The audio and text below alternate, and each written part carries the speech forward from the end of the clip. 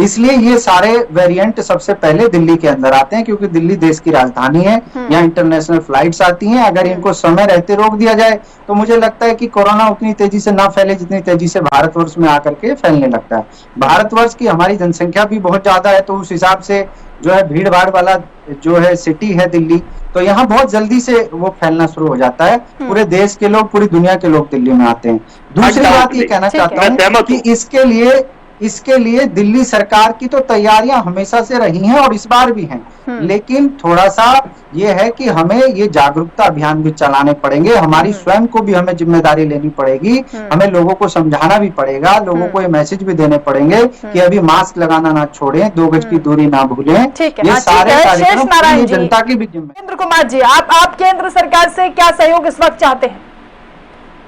नहीं, देखिए, जो अभी अपनी जो यहाँ बैठ करके डींगे मार रहे हैं, नगर निगम के अस्पतालों के क्या हालात है, किसी दिन कैमरा लेके आप मेरे साथ चलिए, हम दिखा देंगे आप लोगों को। और दिल्ली सरकार कोरोना काल के दौरान कितनी सफल रही है, ये पूरा देश जानता है, पूरी दुनिया जानती है कि माननीय मुख्यमंत्री रात भर जग के हॉस्पिटलों की ये जानकारी लेते रहते थे कि किस हॉस्पिटल में कितनी ऑक्सीजन बची हुई है और बिना ऑक्सीजन के कितने लोग यहाँ पे मरे। सबने आप लोगों के माध्यम से देखा कि बत्रा हॉस्पिटल में क्या हाल था, आप जयपुर गोल्डन में क्या हाल था दिल्ली के अंदर।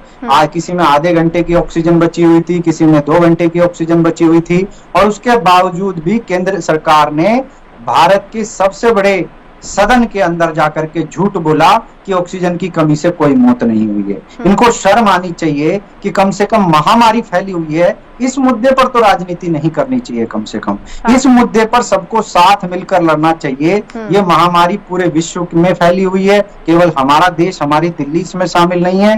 तो मुझे लगता है कि इसमें सभी पार्टियों को मिल करके, इसमें कोई राजनीति ना करके, सबको इकट्ठे होकर के सेवा करनी चाहिए। जिस प्रकार से आम आदमी पार्टी के एक कार्यकर्ता ने, एक विधायक ने, सांसद ने गलियों में जाके सैनिटाइजेशन का काम किया, दिल्ली के माननीय मुख्यमंत्री जी ने रात भर जाके अस्पतालों में व्यवस्थाएं देखी, फ्रांस से ऑक्सीजन के स्टोरेज के टैंकर मंगवाए गए, ये सारी जो व्यवस्थाएं दिल्ली के अंदर हुई, ये सारी की सारी भारतीय जनता पार्टी फेल होती दिखी है। जिस राज्य में भारतीय जनता पार्टी की सरकार है, उत्तर प्रदेश में चले जाइए, लाशें नदी में बहती हुई पाई गई, इसको कौन नकार सकता है? ठीक है डॉक्टर शेष नारायण, तो क्या फिर से प्रतिबंध लगा दिए जाएंगे? क्या सोच रहे हैं आप लोग? देखिए, हमने पहले ही कहा कि जैसी स्थिति होगी, जिस तरह से कोरोना का मैं मानता हूं कि पॉजिटिविटी रेट बढ़ा है, तो जैसी परिस्थिति होगी वैसे दिल्ली की सरकार निर्णय लेगी।